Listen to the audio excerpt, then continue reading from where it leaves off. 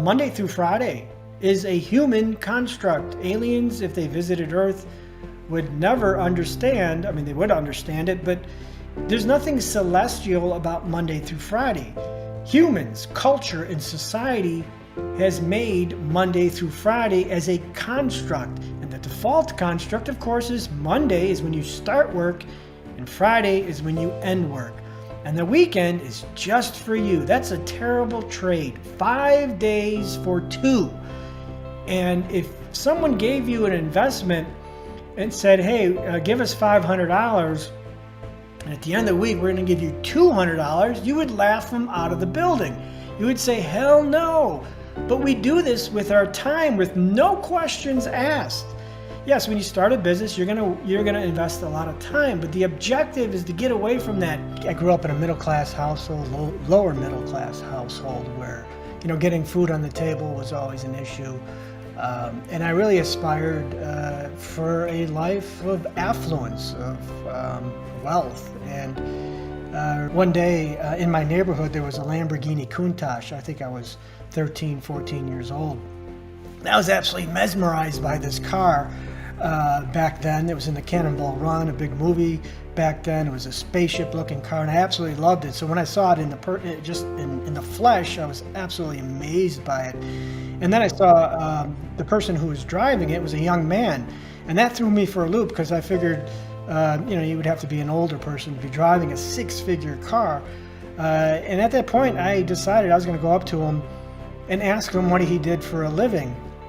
And interestingly, if you ever owned a Lamborghini, I've owned several, that is a very frequent occurrence.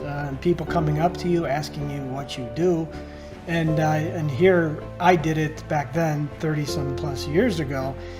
And he said he was an entrepreneur, and that set me on a path to become an entrepreneur very early in life. And looking back at that, it was a very key distinction. It was a belief shift for me that, hey, you know what? If you want to pursue this career as an entrepreneur and a business owner, you can acquire wealth pretty quickly. And I certainly didn't like the standard advice, which was you had to go get a job for 50 years, save all your money, wait for stock market wealth to happen over 40 or 50 years. That certainly didn't appeal to me.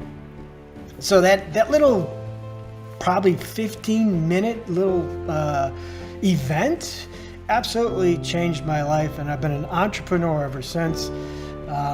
Obviously, I failed a bunch on the way, but eventually I found my way and was able to escape what I call the script, which is a default way of living that everyone is told to live by without question. And it pretty much leads to a state of mediocrity for the rest of your life. And that was something I absolutely did not want to endure. When I first got to Phoenix, I became a freelancer. And I built websites. And this is very good. If there's people in your audience who have no capital, it's a great way to start to ramp up your capital acquisition. So instead of making, $15 an hour at some job pouring coffee, you start making $80 an hour or $100 an hour freelancing. So you work less and you make more. So I taught myself how to design websites. And it's interesting, I don't know how many years later, that is still a great way to get started. You just go on the web and you see like a lot of local businesses that just have terrible websites. They're not compliant with technology. They don't have online scheduling yet.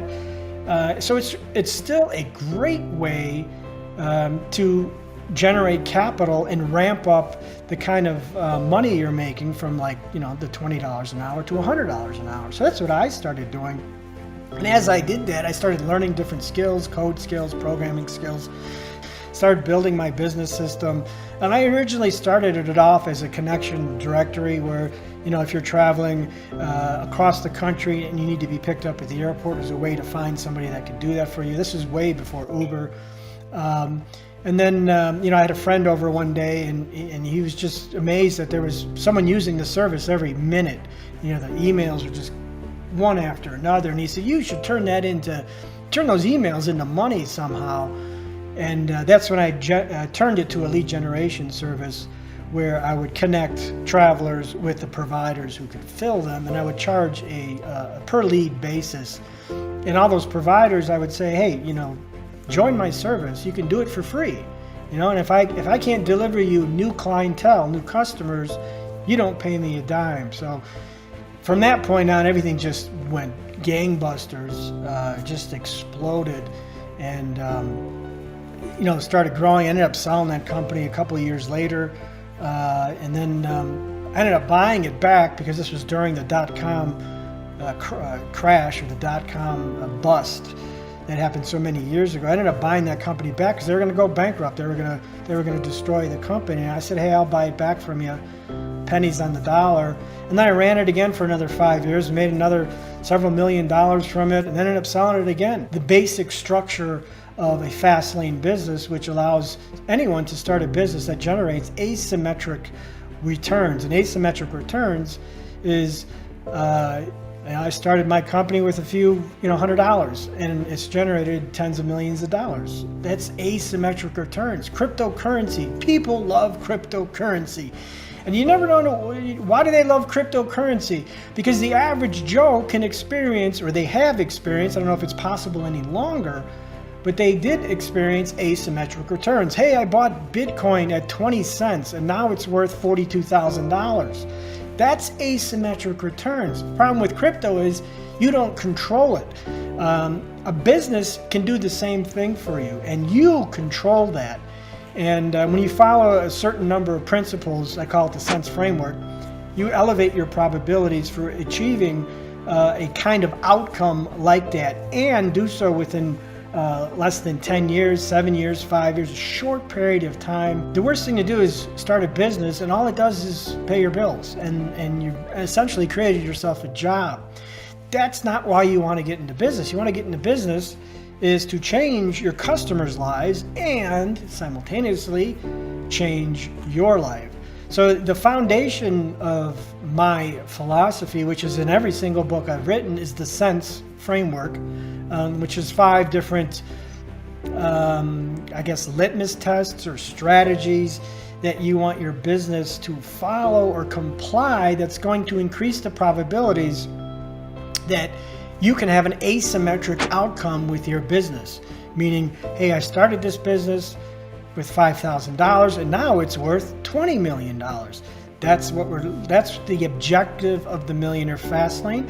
Millionaire Fastlane is not about saving money, putting it into the stock market, and waiting and living a life of, well, I can't eat out, I can't drive the car I want, I can't live where I want, I can't do any of this stuff I want to do because one day I'm going to retire rich. I call that the live poor, die rich model. And I'm all about getting away from that. And I realize some people want to do that, and that's fine. I have no problem with that. But there's a certain subsegment of people that simply want more out of life. They want, to drive what they want to drive. They want to live where they want to live. If they want to go to the sushi restaurant 5 days a week, they can, because they can afford it. They're not living this miserly existence. So the Millionaire Fastlane describes how you can have that happen. Whereas everyone else is saying, oh, just wait 30, 40, 50 years. I'm saying, no, you can do it in 3, 5, 7, or 10 years. People in the slow lane are told to save every dollar they earn, live miserly, live frugal, put all those savings into the stock market, namely indexed funds. Wait 20, 30, 40 years, and then one day you're going to be rich. And if you're really a good investor and a good saver, meaning you don't buy anything, then you can maybe do it in 20 years. And at which point you can retire and live the same mediocre existence that you just lived for the last 20 years, sacrificing your youth for that type of existence. That's the slow lane. That's very popular nowadays. It's popularized into a term called FIRE today. That's very popular today, and with good reason, because the stock market has been, at least here in the States, has been on a 12, 13, 14 year bull run. So That's the slow lane. And it's the crux of the slow lane is two variables, which is how fast can you save money and how much time do you have to be patient, and also how much return are you going to get from the markets, 8%, 10%.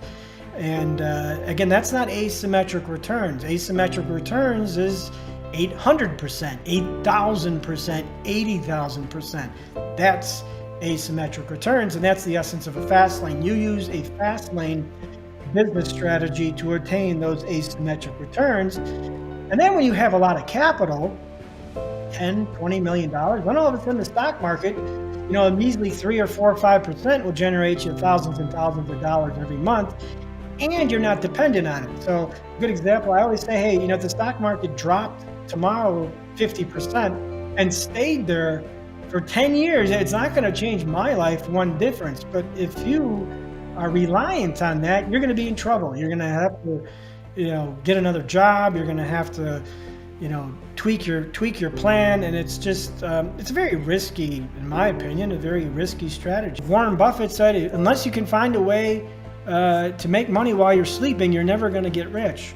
And the fast lane business system is all about that, eventually separating yourself from that means of having to work in order to earn income. Get yourself on the clock and never, ever go off it again. Parasitic debt is any kind of debt that traps you to a job you hate or traps you to an existence you hate. There's nothing wrong with owning a 6-figure car or owning a huge house. I do both, but they doesn't tie me to any particular action that I hate. So parasitic debt is actually more suitable to the sidewalk. The slow laners usually attack debt by not engaging in consumer activities. They drive an older car, they cancel the cable subscription. Parasitic debt is more suitable to the sidewalk as people want to look a particular image. Oh, I own a BMW. Yeah, but you go to work every damn day in a job you absolutely hate. And what happens is that keeps them to that job. That keeps them tied to that, and it decreases their choices, their options. Like, well, I want to start a business. Well, you can't start a business because you have a BMW payment, and you have a house that you can't afford, and now you have to go to a job 5 days a week because you're locked in. That's why it's a parasite. It locks onto you, and it essentially saps your dream. It saps any options you have in the future. Time is wealth. And the kind of time, youthful time is more valuable than older time. And I think there's a big distinction there people need to understand, is that trading away 30 years of your youthful time so you can be wealthy later in life is just a bad strategy. Every failure I had increased my capacity to learn different things. I was following my passion. And I'm very critical of this. This is a very popular platitude nowadays of, you need to follow your passion. And I think that's the worst business advice you can give somebody. Because when you follow your passion, you're entering into a crowded market, you're jeopardizing your passion, and you're not being market focused. If you want to sell something, you have to be market focused. You have to give what a market wants and demands. I started a jewelry business. That failed. Well, it failed because no one wanted what I was selling, but I was passionate about it. And believe me, the passion fades really quickly when you can't pay the damn bills and you spend $2,000 on advertising and not one damn person buys what you're offering. Then I moved on to a supplement business. I was doing nothing special. I was fanatical about lifting weights and fitness. So I'm going to sell some fitness supplements. Well, the fitness supplements didn't really do anything different than any other supplements were out there. I wasn't marketing any different. And guess what? I had the same result. The thing changed is when I actually looked at the market. I had someone at the time say, hey, I need this, and I need a car in New York. Do you know anybody? And I said, no, I don't. But that's when I discovered, hey, there's a need there, that someone needs a car in New York and they live in Chicago. That changed everything, because I was no longer interested in following passion. I was interested in solving problems and solving needs and doing things better. Good example is my brother-in-law followed his passion, and he owns a little breakfast restaurant. And I hear the stories that he has to endure. The guy, he works 24 hours a day, 7 days a week. Even when he has the days off, his employees are bothering him. So the best case scenario he has in his business is he gets to pay his bills. That's it. And based on what I've heard, he hates it now. So once you start attacking the market based on what it needs and wants, and you succeed at doing that, you're going to feel that passion. You're going to be very excited. Like I can tell you, someone, if they message you and say, "Hey, Michael, man, I loved your podcast. It was great." You're going to feel passion. You're like, "Hey, I'm making a difference. This is great." So that realignment really shifted a lot of things for me, and was one of those aha moments for me.